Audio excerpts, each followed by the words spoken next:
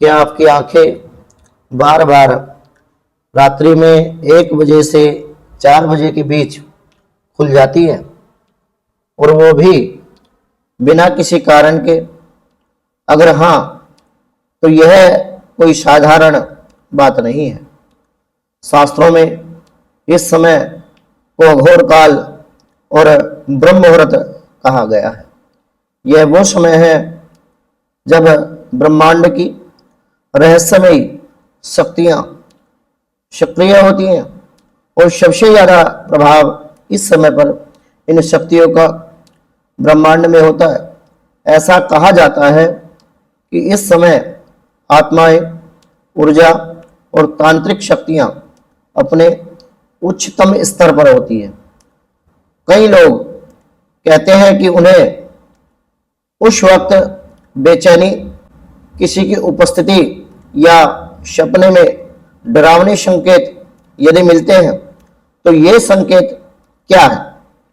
क्या कोई शक्ति हमसे कुछ बताना चाहती है? क्या कोई शक्ति हमसे कोई संकेत देना चाहती है? क्या इसके पीछे की मुख्य वजह है? इसी बीच एक नाम सामने आता है मां बगलामुखी का। 10 महाविद्याओं में से एक अष्टम महाविद्या माता बगलामुखी। ये देवी विशेष रूप से नकारात्मक ऊर्जा को स्तंभित करने वाली देवी मानी जाती है।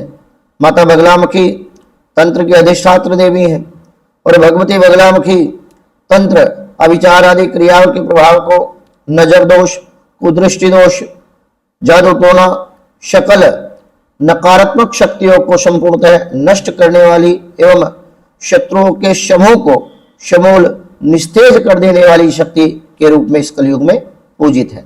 माता बगलामुखी कलयुग में सबसे तीव्र प्रभावी और सबसे शीघ्र फलदायी शक्ति के रूप में पूजित है।